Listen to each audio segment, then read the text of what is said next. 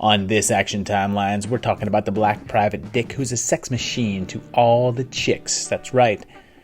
In honor of the new movie, we're talking about Shaft. Does this classic movie hero have any sort of continuity? Damn right. We kick off back in 1971 with the original Shaft. It starts off by showing us some theater marquees with movies ranging from 1967 to 1970. So we're at least in 1970.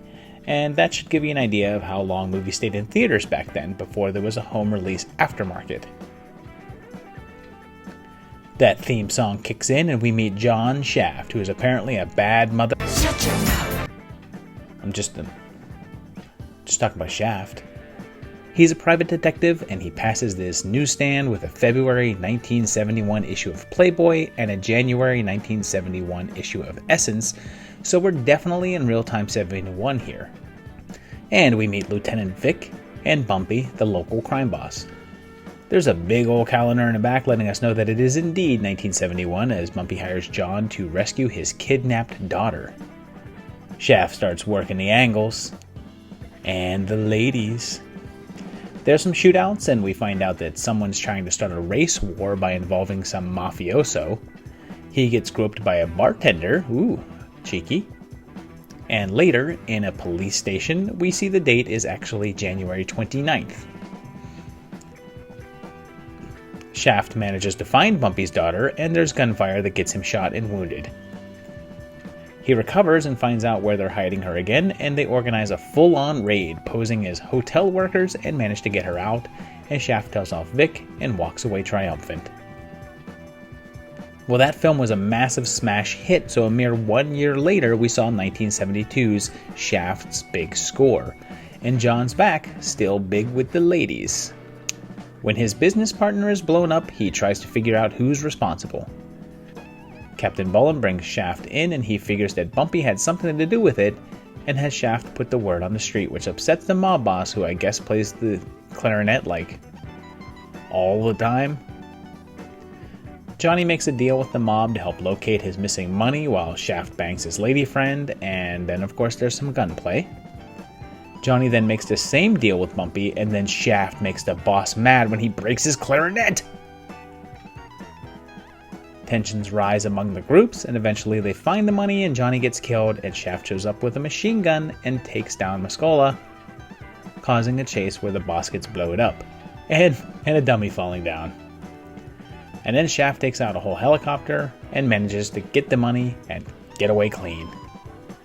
So there's no date in this one, so it just makes sense to go with real time of 1 year later in 1972. Just 1 more year later, in 1973, gets Shaft in Africa, with John getting drugged, and then stripped naked, and he and another guy slap poles together. It's not what it sounds like. And then, oops, pants, no pants. He's paid to pose as a slave to infiltrate a slavery ring and almost gets shot by a thug in drag. This passport expires in early 1974, so I think it's pretty fair to say that we are in real-time 1973. Then he heads to Addis Ababa, which isn't just where Lex Luthor finds kryptonite. He gets some Bondish gadgets and meets up with a new lady friend in Africa.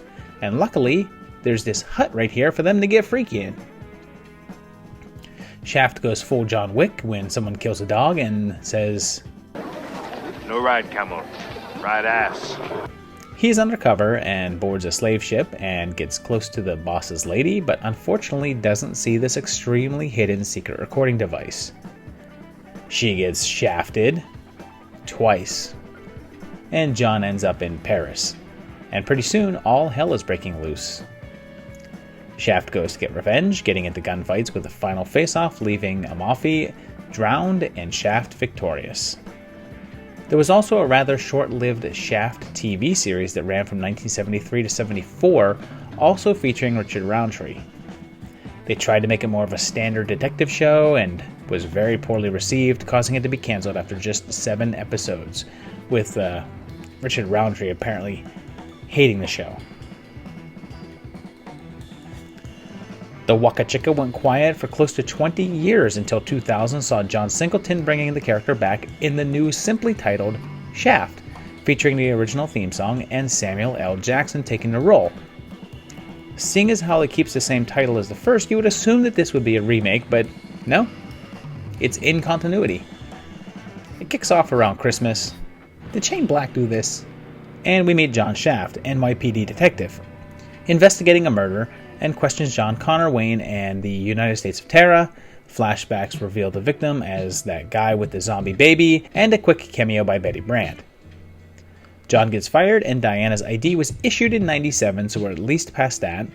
And then we bounce ahead 2 years. Vanessa Williams and Nick Tutelli are here, and this robot looks on. And then Michael Myers' greatest enemy shows up. And then we get our link to the original as John Shaft I pops in and calls him his nephew. So we have confirmation of regular continuity. Peoples and Wade team up, and this news report says that Wade's arraignment was 1998, since that was 2 years ago. We're in the year 2000 here. And Peoples has a drug lab employed with only the best girls in lingerie. Cops kill Bubbles, and Diane sees dead people. Or admits that she saw someone being made dead.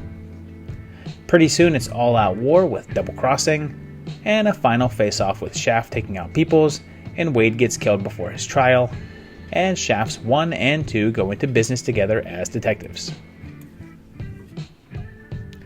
19 years later, and the sex machine is back in 2019's Shaft. That's right, again, it's just called Shaft. So there's now 3 movies in a series with the identical title, so it's the movie equivalent of a Weezer album. Original Shaft is back, as is his nephew, who now has a son who's graduated MIT, so they're either playing with the timeline a little bit, or else John didn't know that he was a dad yet in the previous film, since the son would only be around 18 or 19 at the oldest in continuity. The info does say that he's an estranged father, so I'm thinking he just doesn't maybe know about him in a 2000 film, but I guess we'll find out. So there you have it. It's 4 movies, about to be 5, 3 of which having the same exact title, and I can't think if there's any other series that's quite like that, especially ones that are in continuity. I mean, I can think of movies that have rebooted that have had the same title, but not 3 films in the same series that have had the same title. So that's pretty unique. Continuity-wise, it actually holds up pretty well. Each of these films is kind of their own thing. It's a vaguely anthology-ish in its telling. There are some characters that pop in and out, but for the most part, each one of these movies is their own story. You could watch any one of them without having seen the others, and it doesn't matter. They don't have an internal through line that works their way through. So all the continuity is pretty much intact from series to series.